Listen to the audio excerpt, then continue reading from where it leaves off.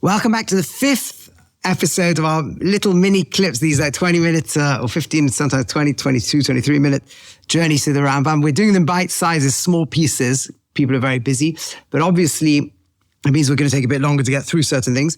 Now, where we're up to is let's just try to put ourselves, this all still the introduction, right? But there's many foundations being already laid down subtly in the introduction.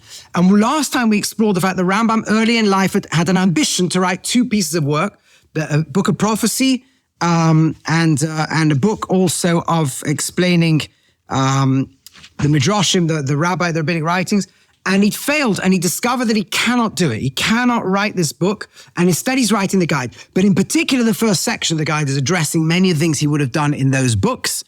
And although the guide ultimately is to take us all the way on the journey as deep as we can possibly go in Yedias Hashem, in knowledge of God, nevertheless, the first section is primarily around clarifying terms, because that's the substitute for actually going through each of these and explaining. And the reason is because if I just try to explain to you, says the Rambam, kind of a teaching the rabbis give in a very cryptic way, I understand they can't teach it to you all at once because you have to through flashes of lightning, because otherwise you project the wrong interpretation onto it. So I then start teaching it to you a little bit, and then I also hide stuff, but then I realize that's just as confusing for you. So instead, he's picked this new way of going through really 70-something chapters, most of which are going to be defining terms, and hopefully you can start to pick up lots from that principle. Avo Mama Zeh, we're in the Rav Kook version, page test, 9th page. Avo Mama Zeh, but this writing, the work in it, in Mishnah Nispalsef, is for somebody who's had philosophical training. That means, in those days, basic sciences, maths and logic, as well as some physics. Commissioners Karati, like I already explained, and is known the true sciences, right? But also is a mamin, believes in Torah. And therefore has the confusion. The primary cause of which is words in the Torah that actually have multiple meanings, where you naturally would choose the wrong meaning. And we're also going to include, however, chapters. So you have loads and loads of chapters that go through one term after another term after another term. So, for example, or it raises some point that is related to something that is important to another chapter to do with one of these words that can mean different things.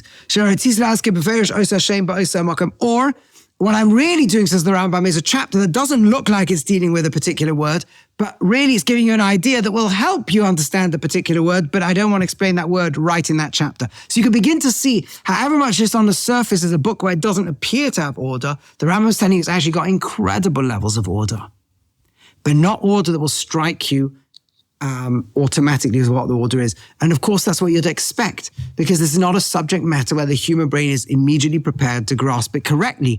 And therefore, even the journey of getting you the flashes of lightning has to go in a particular way. Or it perhaps will help understand one of the analogies. Or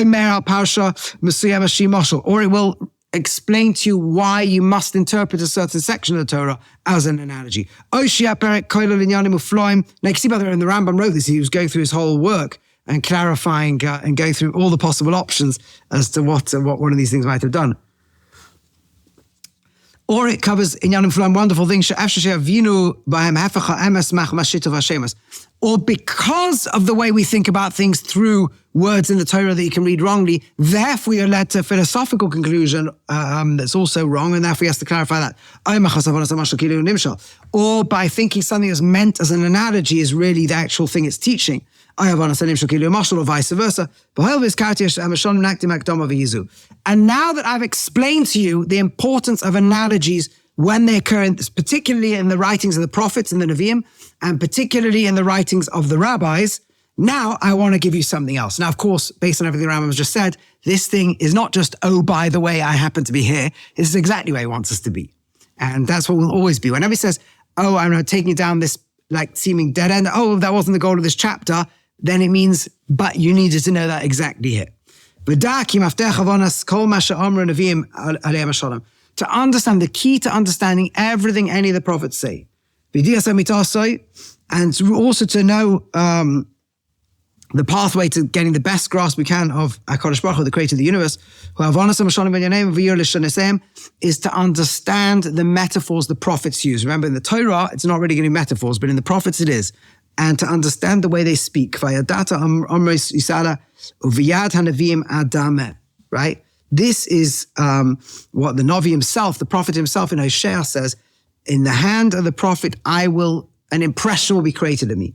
Right? Where in Yechezkel, it says, in Ezekiel chapter 17, Yud Zayin, says also, give the riddle and use the analogy. Since the prophets are constantly using analogies and metaphors, right? So the prophet says, they all just assume I just am a poet who likes to make up nice metaphors and stories and analogies. Right? It's exactly how Shlomo Melech himself, King Solomon, opens up the book of Proverbs by talking about this, the importance of understanding mishalim, of analogies and chidos and riddles. Amr b'medrash, the rabbis write in the Medrash, Lama haya divrei Torah doimim. What were the words Torah like? Before King Solomon came, you couldn't grasp Torah. Why? They were like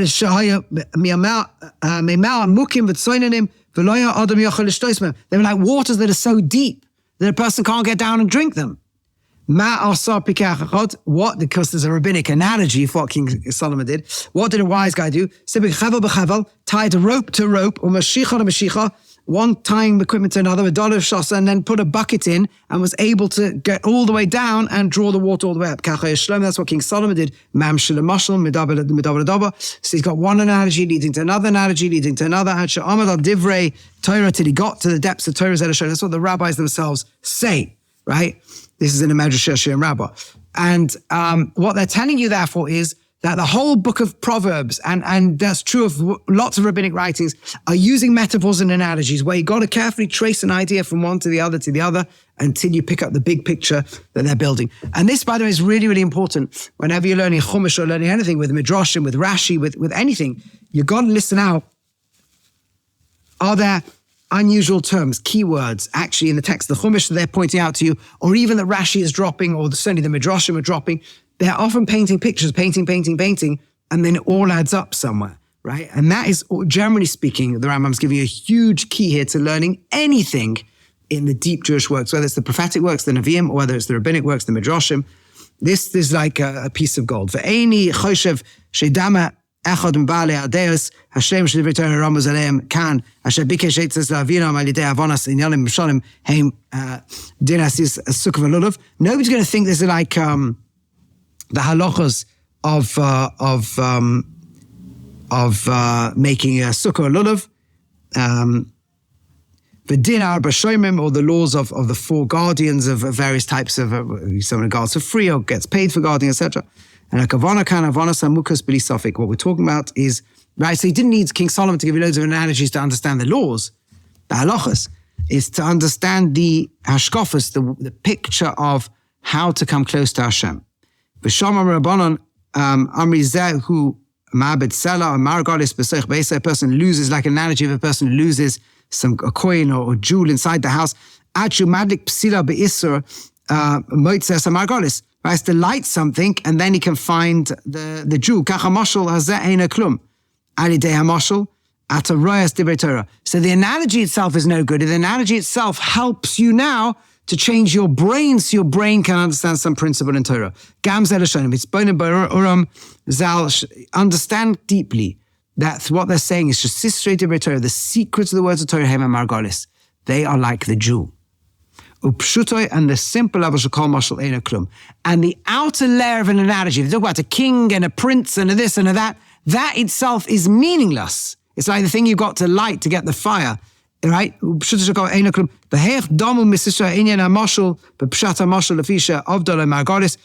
the secret is like somebody who's lost a jewel in their own house, right? It's in your own home. This is there, it's sitting in front of you, but you can't see it. There's too many things in the way. It's there, it's sitting in front of us. This idea of depth of Torah, it's actually right in front of our noses, but we ourselves don't have the equipment to see it. Right, we don't have night vision. It's like it's away from us. It may as well be something that's completely far away, but actually it's right in front of our noses. Until the light is lit up. And that's what the analogy does. The analogy then creates a light. Oh, I get it. There's a relationship between this and this. Oh, suddenly I can understand what's going on over here. And so that's what the rabbis are doing. Don't get lost in the literal meaning of the words. Use it as a light that will shine a light on something else. And that's the thing we're trying to get. We'll finish with one last piece. No, that's what we'll stop there today. I think we've done quite a lot already today. So this is unbelievable. The Rambam has already given us a key to understand. By the way, he's saying this already about things like Mishlei, the book of Proverbs, or even the prophets. The prophecies are things you have to work on, and certainly the analogies of King Shlomo Melech, and certainly the analogies of the rabbis are like layers of the bucket that allow you to eventually get into the secrets of the Torah itself. They're all portals into the Torah. There's nothing we're ever learning that's not in the Torah. They say about the Vilna Gaon in the last few years of his life, he only had the Chumash in front of him. He learned everything, but he could see it all there. So that Rambam was really saying that's true.